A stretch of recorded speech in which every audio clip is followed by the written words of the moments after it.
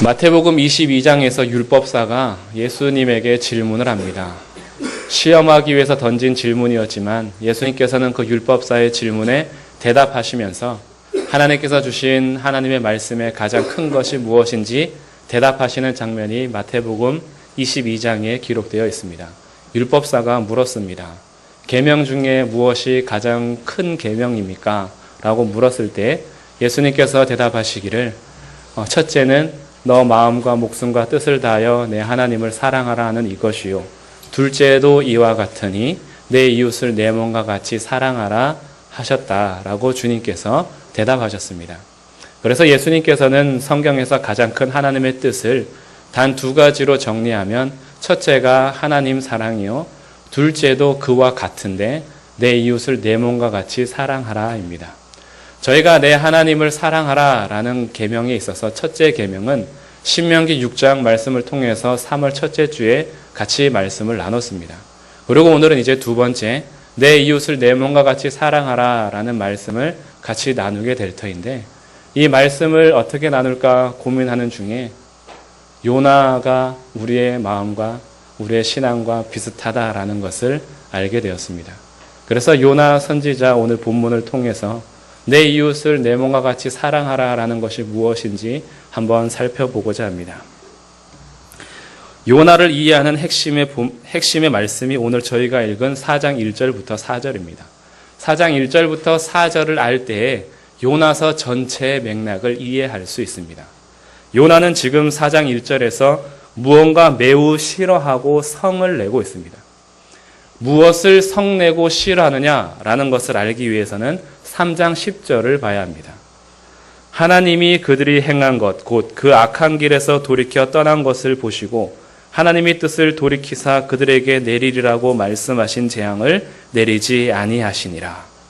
하나님께서 니느웨 백성들에게 심판을 선언하시고 그곳에 재앙을 내리겠음을 말씀하셨는데 하나님께서 그 뜻을 돌이키셨습니다. 그래서 재앙을 내리지 않으셨습니다. 이것이 요나가 매우 싫어하고 화내는 이유입니다.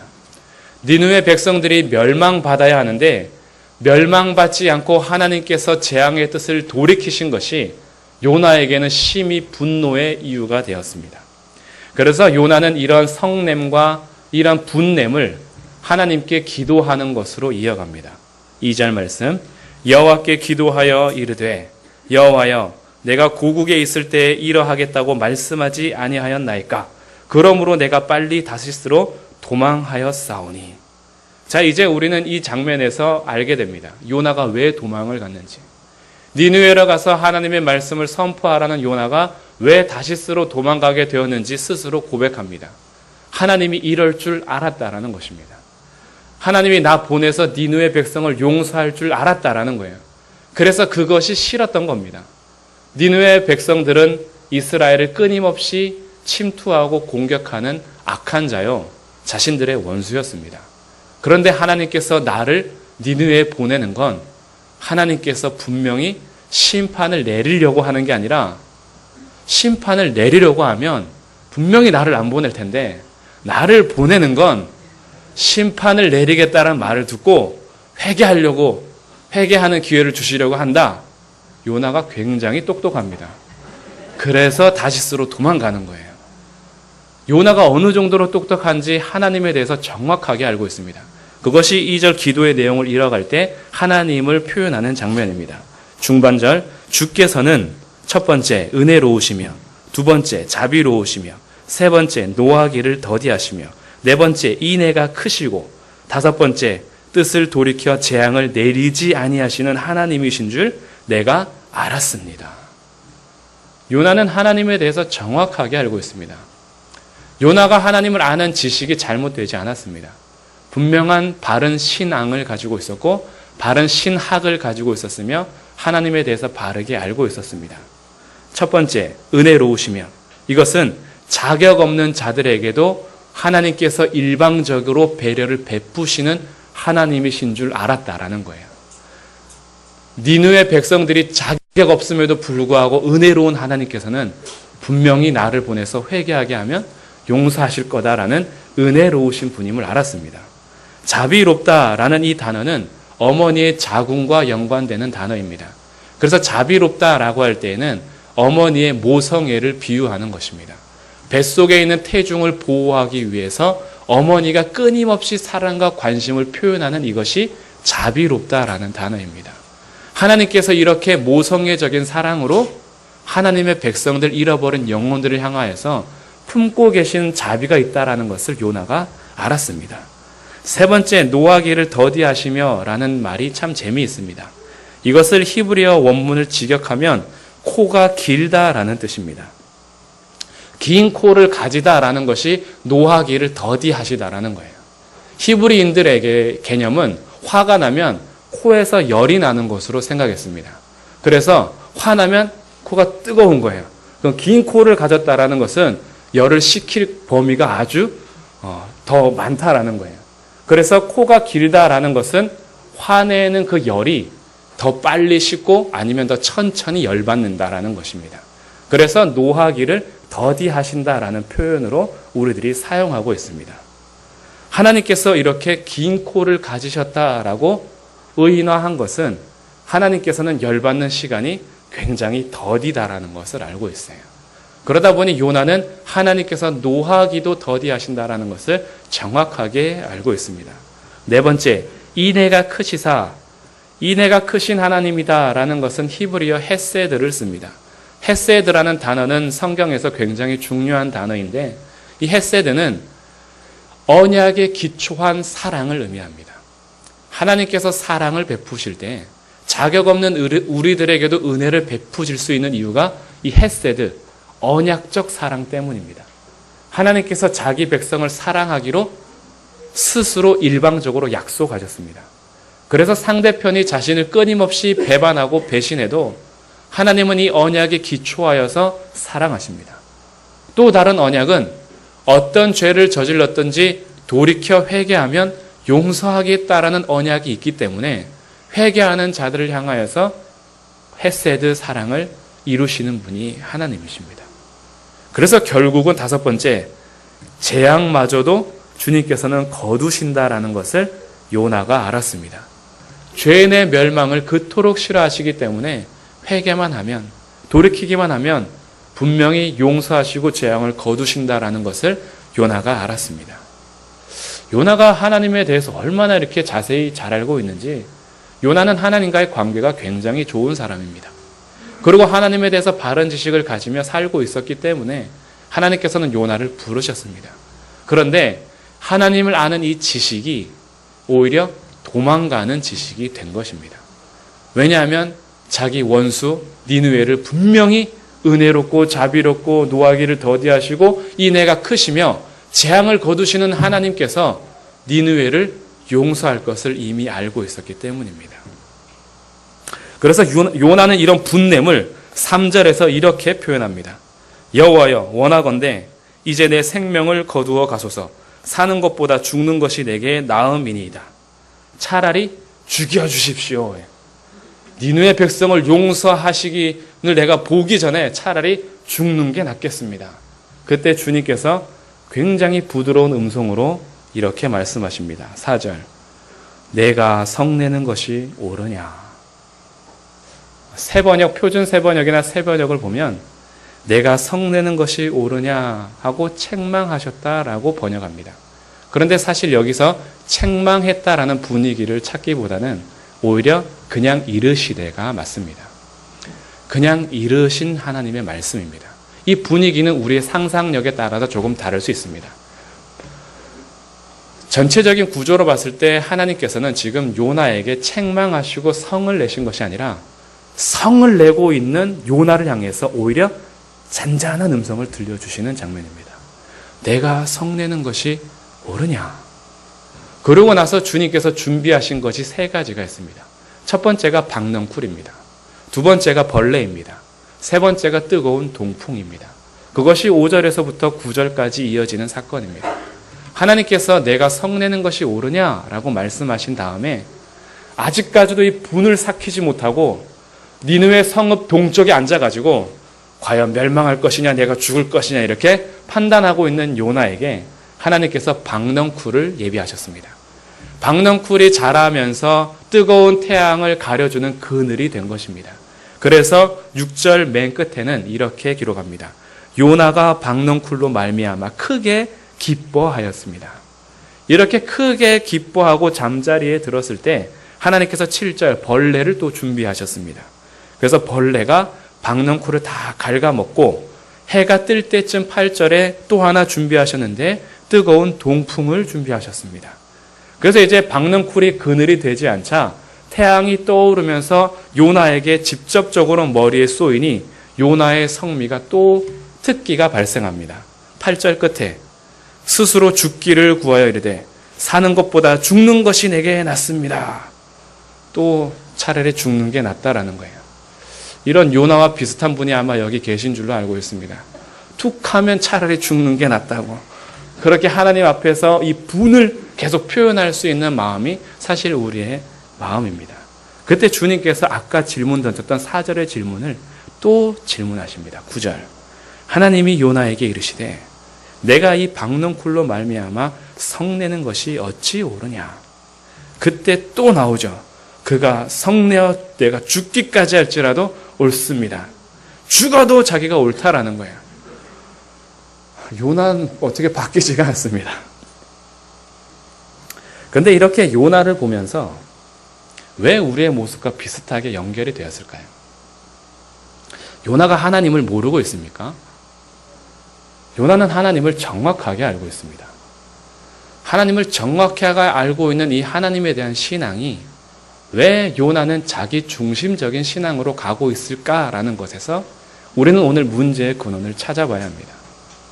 요나는 하나님을 정확하게 알고 있었지만 그 신앙은 자기 중심적이었습니다. 그래서 나에게 박넝쿨을 준비시켜 주는 것에 있어서는 크게 기뻐했어요. 그러나 그 박넝쿨이 사라지자 또 죽기를 구하면서 자기가 끝까지 옳다라고 합니다. 하나님과의 수직적인 신앙이 정확하게 되어 있는데 이 수직적인 신앙이 자기 중심적으로 가고 있다라는 거예요. 문제점이 보이십니까? 왜 자기 중심적으로 하나님의 크신 은혜와 인자하심과 자비하심과 노하기를 더디하심과 재앙을 돌이키셔서 거두시는 이 하나님에 대한 신앙이 자기 중심적으로만 남아있지 그들에게도 은혜로우시고 인애하시며 재앙을 돌이키시는 것은 참을 수가 없는 겁니다. 그래서 자기에게 예비시켜주는 박넝쿨은 기뻐도 그들에게 박넝쿨을 준비해 주시는 것은 도무지 견딜 수가 없는 거예요. 매우 싫어하고 성을 내는 것입니다. 죽기까지 할지라도 자기가 옳다라는 거예요.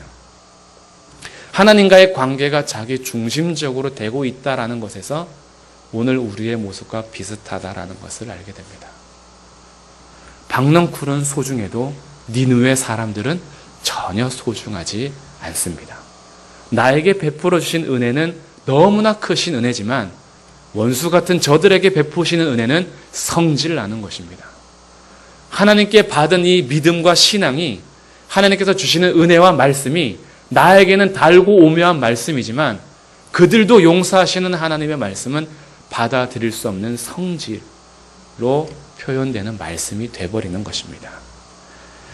하나님을 알면 알수록 우리 마음이 넓어져야 하는데 하나님의 말씀을 알면 알수록 자꾸 점점 좁아지는 우리의 마음은 없습니까? 하나님의 말씀을 깨달으면 깨달을수록 수평적인 하나님의 사람들에게 포용력을 더 가지고 더 안아줘야 하는데 알아가는 하나님의 말씀이 판단 기준이 되어버리지는 않습니까? 말씀을 알면 알수록 옆에 있는 사람의 신앙이 이해가 되지 않아요. 하나님을 알면 알수록 나와 같이 사는 남편이 점점 더 미워져요. 나와 함께 신앙생활하는 아내가 점점 이해가 되지 않아요. 알면 알수록 자녀들을 용서할 수가 없습니다.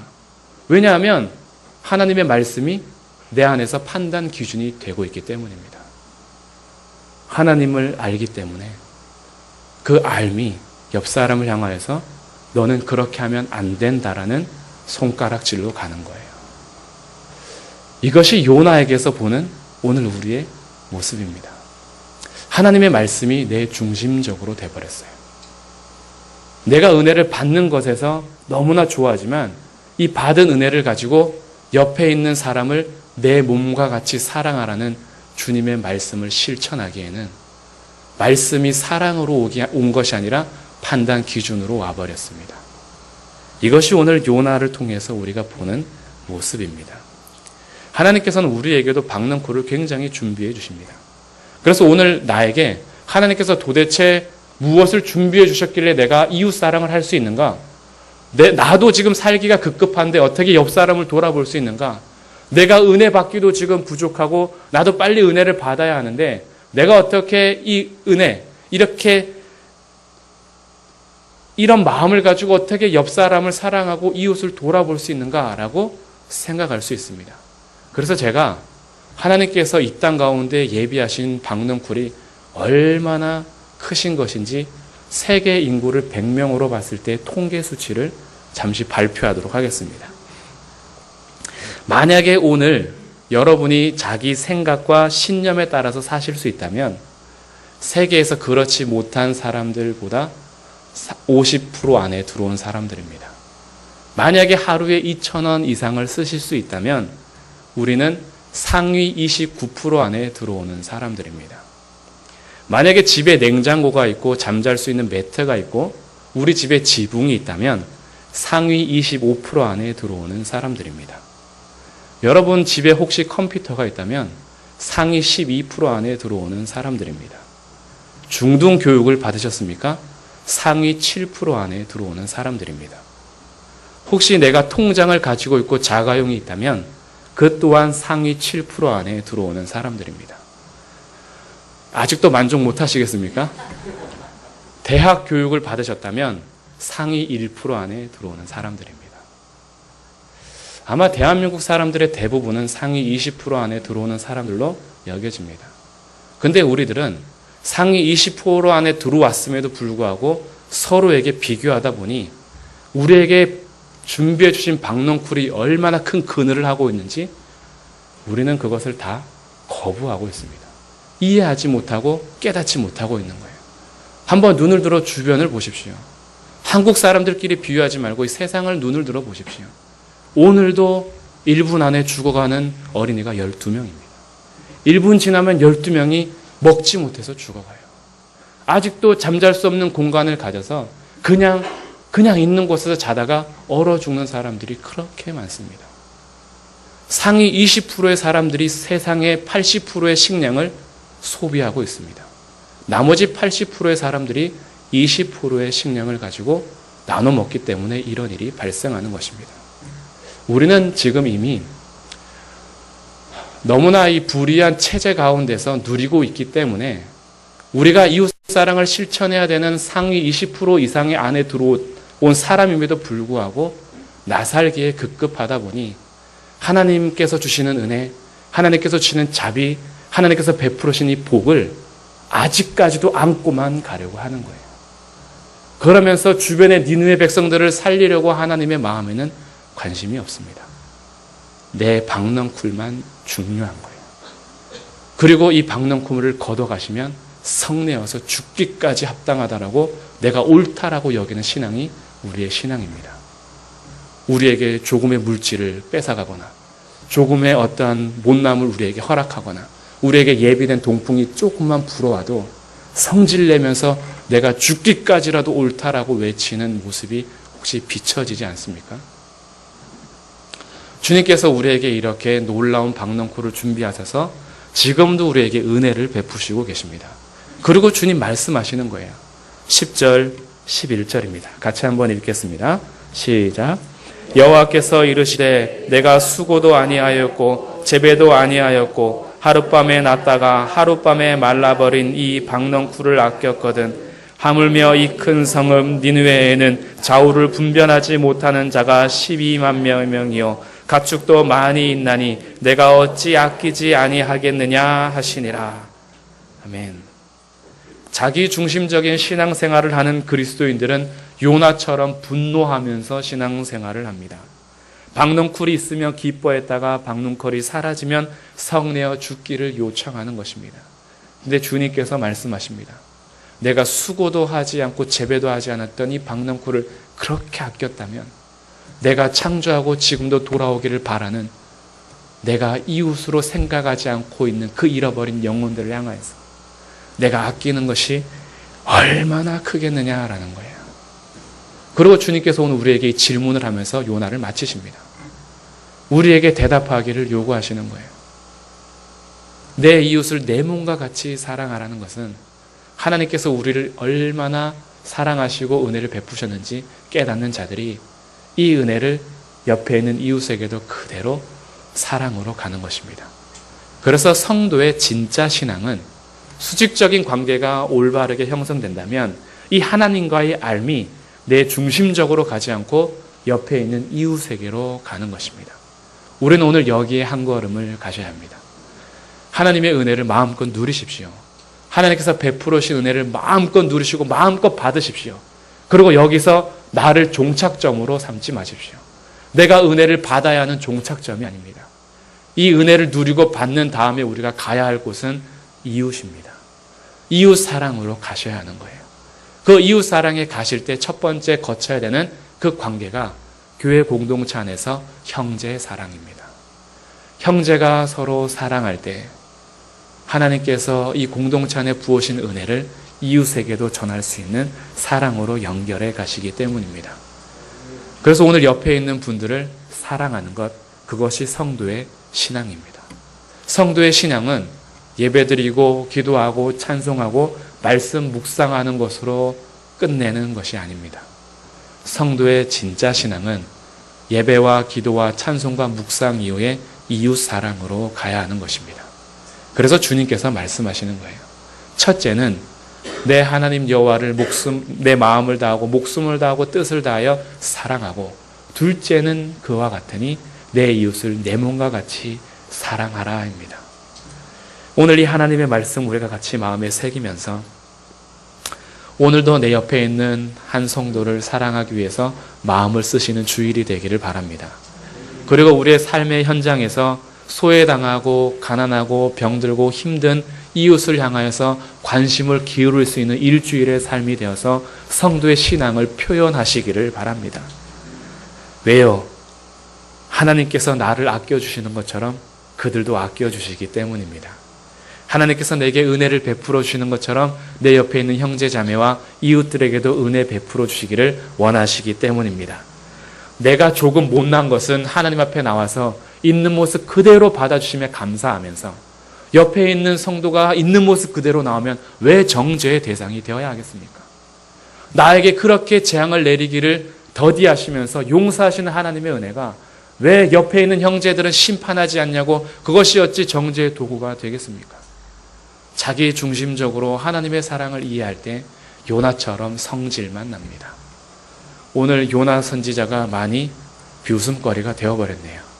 근데 이 비웃음거리가 사실 우리들을 향해서라는 것을 오늘 한번 마음에 깊이 새기시면서 하나님께서 정말로 원하는 첫째 계명과 둘째 계명, 하나님을 사랑하고 이웃 사랑을 실천을 통하여서 성도의 진짜 신앙이 우리의 삶에 나타나기를 주님의 이름으로 축복합니다.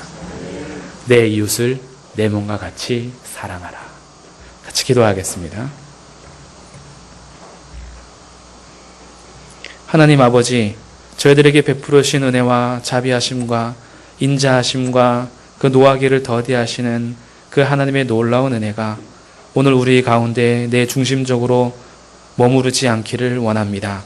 하나님께서 베풀어 주신 이 사랑과 은혜를 옆에 있는 형제들과 나누게 하시고 우리 주변에 있는 이웃들과 나눌 수 있는 성도의 넓은 마음이 될 수 있도록 주님께서 우리 가운데 역사하여 주옵소서. 나에게 베풀어 주신 하나님의 은혜를 생각할 때마다 옆에 있는 형제들을 더욱 사랑하게 하시고, 내게 베풀어 주신 은혜를 생각할 때마다 이웃을 향하여서 한 걸음 더 내디딜 수 있고 손 내밀 수 있는 넉넉함을 저희 가운데 허락하여 주옵소서. 예수 그리스도의 이름으로 기도드립니다. 아멘.